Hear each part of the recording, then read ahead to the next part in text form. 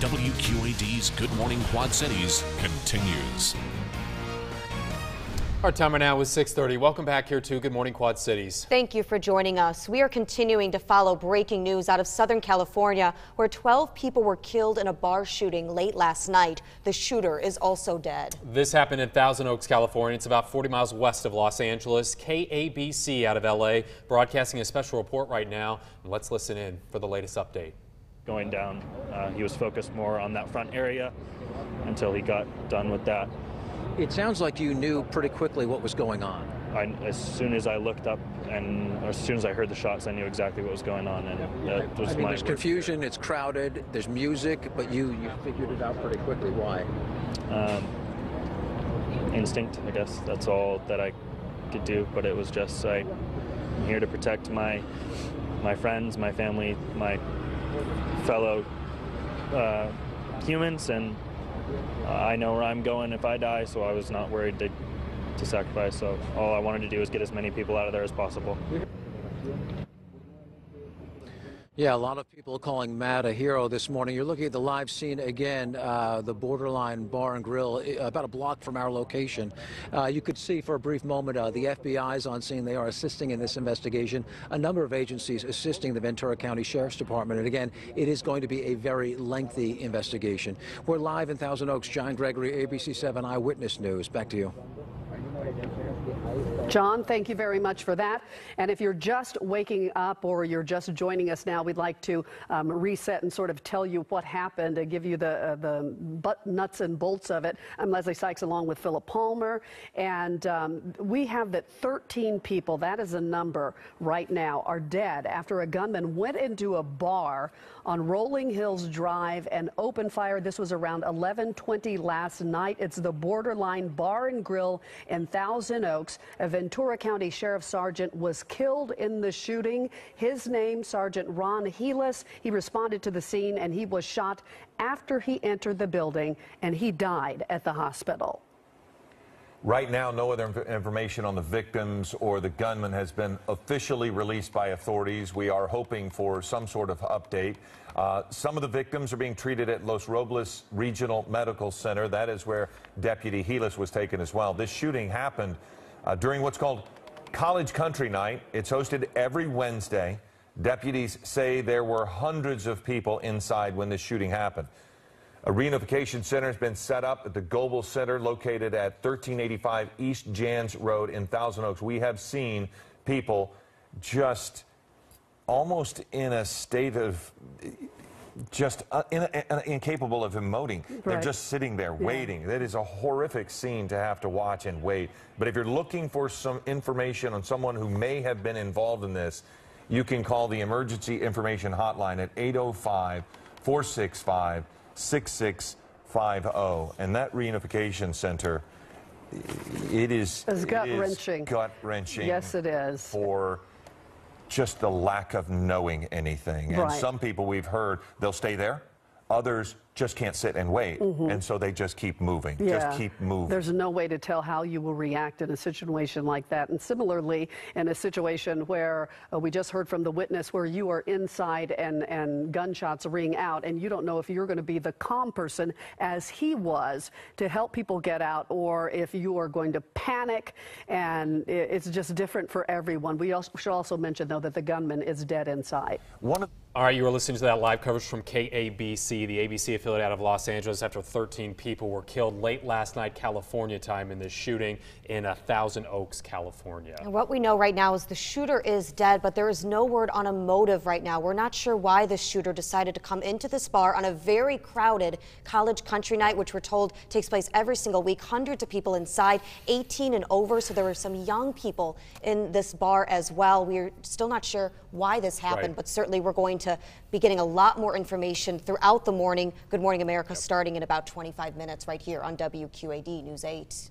Well, in our top story this morning, Davenport police say they found a stolen gun. They found that inside a student's locker at Davenport North High School. Police say the gun was found during a search after what they're calling a disturbance at the school. A 16-year-old student is now charged with trafficking stolen weapons and carrying weapons on school grounds. Another update this morning as Moline police are releasing a picture of a vehicle they say may have been involved in a deadly shooting in downtown Moline on Halloween morning. Investigators looking for a dark-colored SUV in the background of this shot.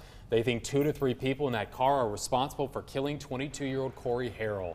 Harrell found dead in a car behind Moline City Hall last Wednesday morning. Police say he was shot after an escalating fight between 2 groups. The transgender community in our area is coming together for the first ever Quad Cities rally in support of transgender rights.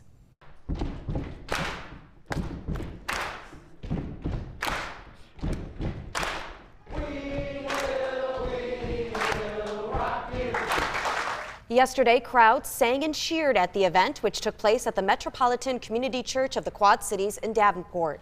3 transgender speakers shared their stories, hoping to increase acceptance for the trans community.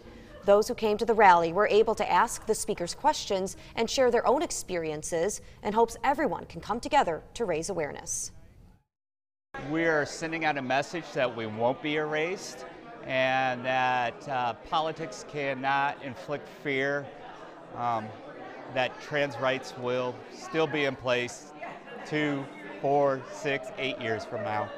QC Pride leaders say they hope to host another rally soon. Genesis Health System is showcasing an exoskeleton they hope to buy for patients suffering from spinal cord injuries. The exoskeleton is a robotic suit that works with patients to get them up and walking again. It works with the body's movement to see where the help is needed, as the equipment is used in Des Moines right now, but Genesis is hoping to bring it here to the Quad Cities. Patients who have tried it say it gives them hope. It's not just me, it's every person. You know, the littlest thing, you know, like I said, 13 years sitting in a wheelchair, when I felt that go over my knee, first I was panicking, but wow, it's incredible. The Genesis Foundation received a $35,000 grant for the equipment, but are looking for donations to cover the rest of the money needed. The cost of the exoskeleton, more than $220,000. We are 2 weeks away from Thanksgiving, hard to believe, right? And the man behind the annual Mr. Thanksgiving Dinner is going to make an announcement today. Every year, Bob Vogelbaugh gets a check from community members as he helps serve Thanksgiving dinner to thousands of guests at South Park Mall in Moline. Mr. Thanksgiving is scheduled to talk about the 48th annual dinner today at 10 a.m. at the Arby's in the mall's parking lot. Christmas still several weeks away, but we are now collecting toys here at News 8 for this year's Toys for Tots Holiday Drive. Boxes set up inside of our station and our lobby. You can stop by and drop off donations anytime. We're also holding our annual day-long collection drive as the Marines are going to be here November the 27th, the Tuesday after Thanksgiving, for Giving Tuesday. For more information on what you can donate, head over to WQAD.com. Type the word toys into the search tab. 6:38, time for a check the forecast. We're going to see some cold conditions today, aren't we, Eric? Yeah, cold again for today. We set our sights on snow by tonight.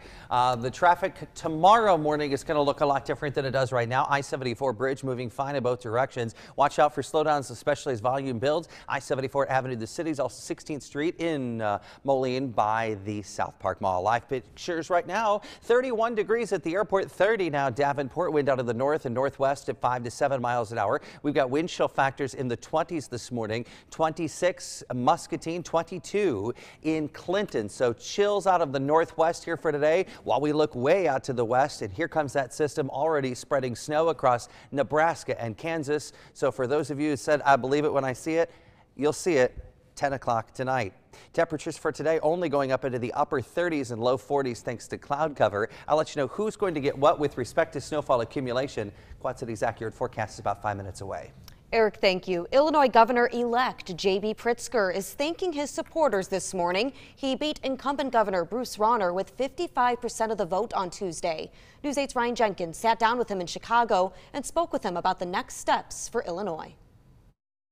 I spoke with some undecided voters the day before Election Day, and they said that they were undecided with you because you really haven't given many specifics about your plans to propose that graduated income tax. When can people in Illinois expect to hear some more specifics, and would you like to share any specifics today? Well, I think you'll be hearing about that as we negotiate with the legislature. It's very important for us to get a constitutional amendment passed in order to get a fair tax system in our state. That's how it's done. And in order to get that done, we've got to listen to Republicans and Democrats and make sure that we've got an amendment that's acceptable to 60% or more of the legislature, both the House and the Senate. And then it goes to the people of Illinois, and we need a 60% vote there. So that's how we're going to get this graduated income tax system passed, and that means we're going to have the input of everybody. Obviously, you have your supporters in the Quad Cities, but there's people who did not vote for you. They think you're just another billionaire politician who's going to come in and not really do much for them. What's your message to the people who are lacking trust in you? Well, I'm going to be a governor for everybody in the state, Republicans and Democrats. You know, when you're governor of a state, you represent everybody. And we've got to listen to everybody and make sure that we're taking into account their views. And we've got to actually stand up for our middle class and those striving to get there. I want to put Springfield back on the side of working families. And, you know, if the people didn't support me, I think they'll see that I support them.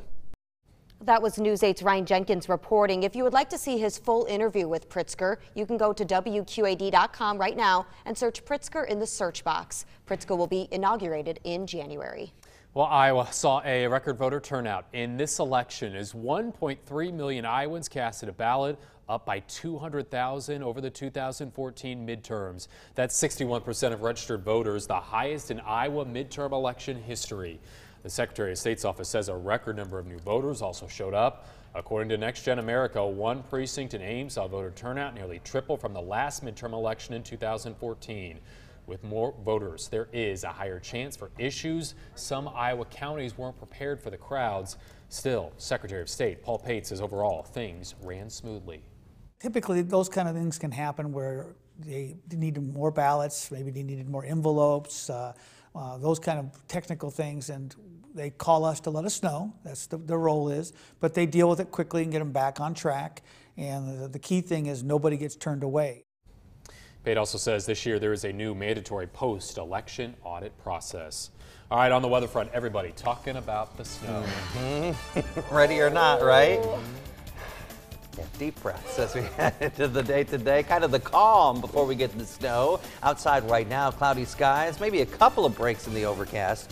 But we're going to time this out, let you know who gets what, if it's going to be enough to find the shovel out of the garage and dig it out. I have no idea where mine is. No idea. Accurate forecast is next. You're watching WQAD. This is News 8's Good Morning Quad Cities.